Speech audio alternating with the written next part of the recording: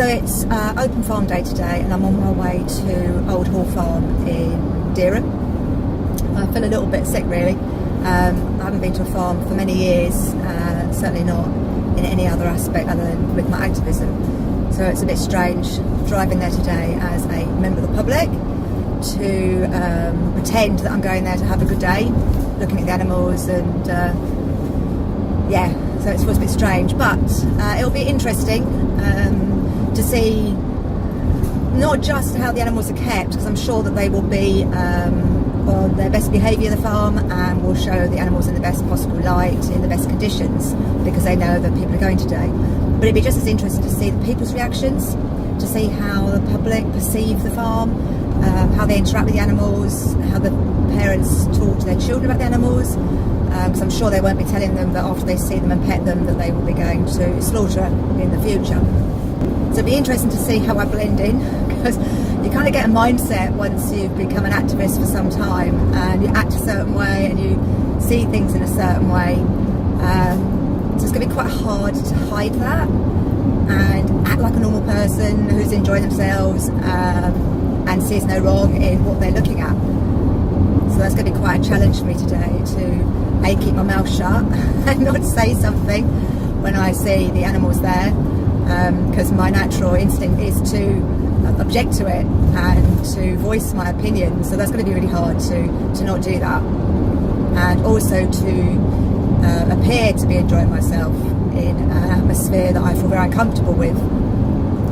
I'm not used to being passive. I'm certainly not used to not speaking out when I think something is wrong. So yeah, so today's going to be an interesting day.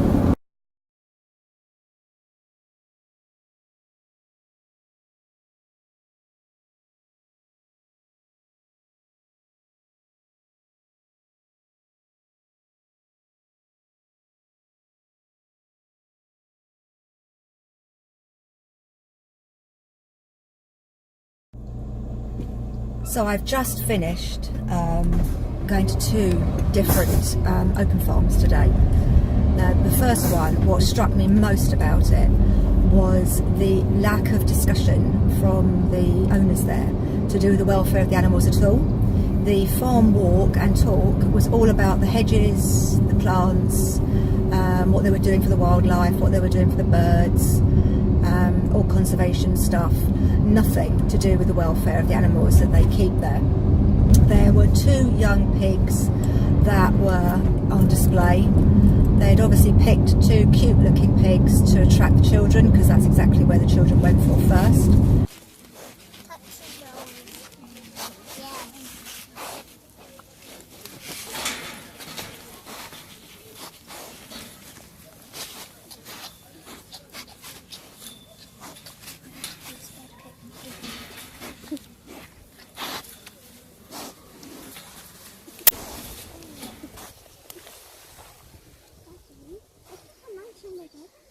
Yes, they do, definitely. They've got a fresh straw, haven't they? So it'll be nice and warm. Yeah. Why do they look? Do you think they cuddle up to keep each other warm? Yeah. I think they do. Dad, and they have some water over there, like a bar. Daddy. Look, that's their drinking water over there, I think, and that's their bath, it looks like. Daddy, it looks like that one's top is their bath. I think that's where they drink. It looks like a bath. Daddy. But Daddy. But Dada. Oh, Martin came running over. So Martin used to have these. Daddy. Yeah. And you had a regular order from Hello. another Gurkha then. Oh, hello you. How old do you reckon they are? Hello. They look very small, don't they? They're not very big. I don't know what they grow to, these ones. But Tamworths aren't very big, are they? But really, you can rest assured they're all young on the farm. You know. Tamworth, are they? Yeah, the Tamworth. But they'll be about, I don't know, 9 months, a year old. No more than that, because they'll go to the butcher. What age do they go to the butcher then? I was thinking a year and a half. It might be even younger than that. Orange top looks like a hello, piggy. I don't think it's big. They also had two boars in a field.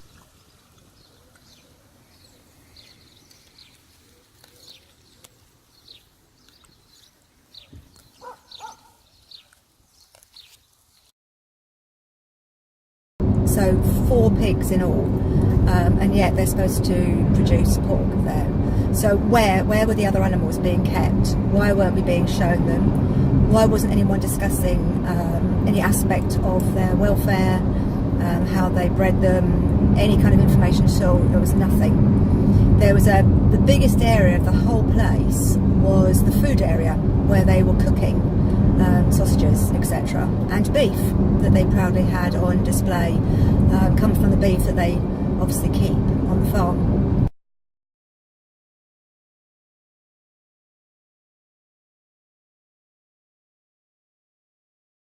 So that was quite interesting. There was no one there to talk to about the animals. There was literally just that one person who was taking people out for a walk along the fields. So I didn't really learn anything about the farm, learned nothing about the welfare. It's quite interesting watching members of the public approaching the 2 little pigs. One guy had great pleasure in telling his children that the names of the pigs were called Sausage and Bacon, because there was 2 there. He obviously thought that was extremely funny. Most of the kids were interacting with the pigs, wanting to touch the pigs. The parents weren't keen on them touching the pigs. But a lot of people were cooing over them and saying how cute and lovely they were. Complete disconnect to the fact that they are going to be killed. There was a bird of prey display there. That was really upsetting to see these magnificent birds tethered to posts. And there was a tawny owl, which is a night owl, predominantly comes out at night. It'll only come out in the day if it's feeding young. And that was in a box, an open box, tethered. Clearly not its natural environment at all, being gawked at by people.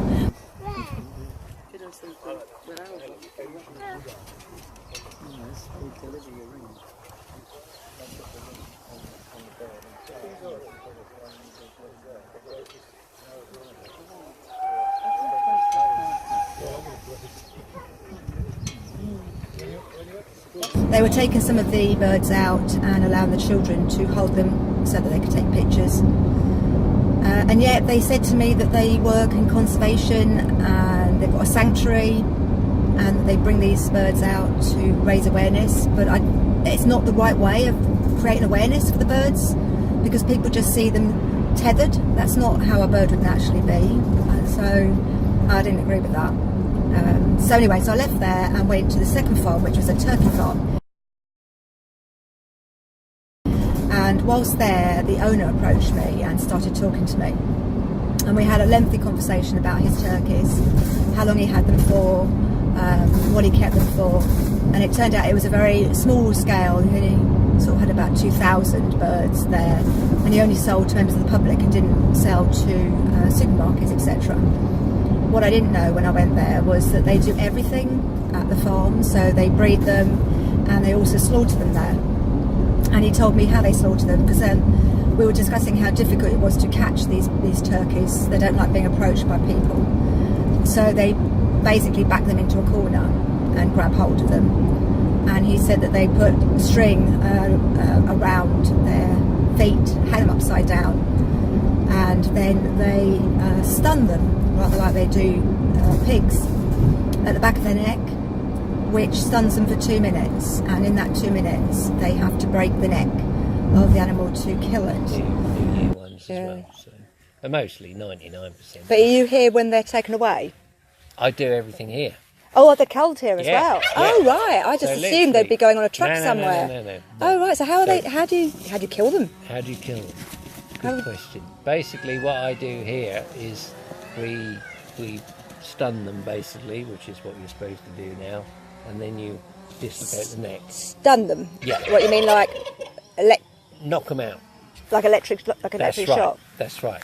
The thing is, you see, over the years, How could you get that still enough to stun it though? You see, you put them upside down. So you get them by the legs, you get a rope, and you tie the legs in a rope, so they're then hanging down like that. And you stun them when they're hanging upside down? That's right. But they will naturally keep rigid when they're hanging upside down. All right?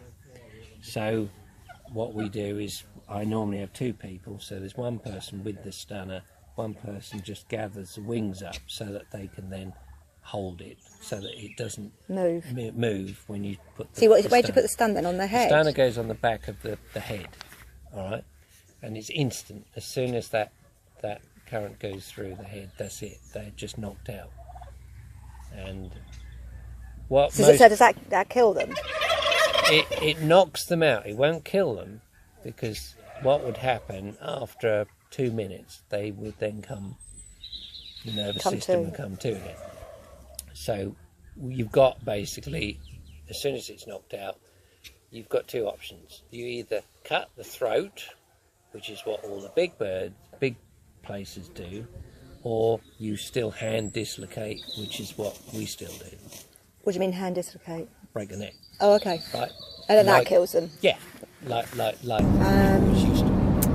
And I asked him if it ever upset him when he had to do that, and he said no, it was a business.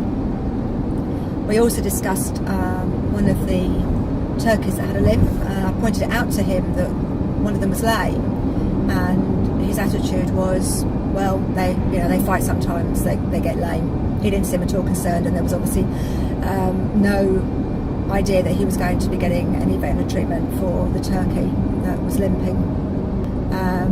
They are kept in the barns at night, and he said they're allowed out in the daytime. But interestingly, although the barn was open, and you can see from the footage that they were outside, they were very, very close to the barn. They haven't ventured very far, which made me suspect that actually they're not allowed out very often, because it didn't seem natural for them to be outside.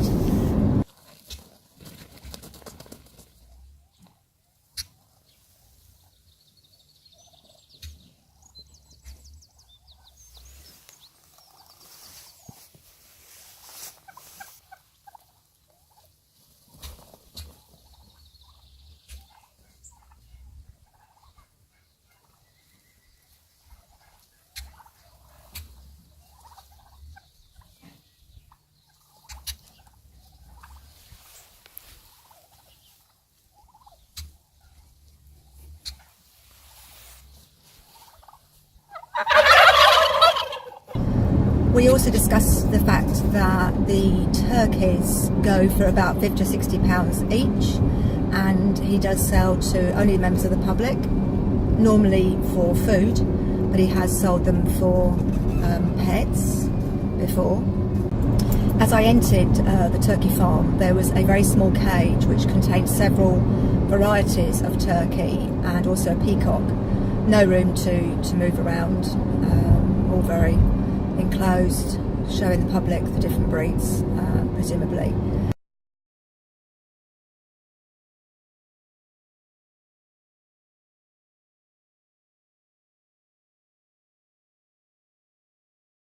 There were also maybe 6 or 7 chicks that were just 5 days old. They were clearly terrified, completely cuddled into each other, huddled into each other. Only one was feeding from the side, but the rest of them were 5 days old, and they're on display for people to gawp at and touch. It's just very wrong. So tiny, they should be with their mums still. It was really hard having a conversation with the people, particularly the turkey farm, where I had to show interest to try and gain as much information as I could without giving a strong opinion that I obviously hold about factory farms and animals being bred for slaughter. But yeah, it just it felt really, really strange not being confrontational and just talking, trying to be as normal as possible, which is really hard because you obviously you have a lot of feelings about what they're telling you.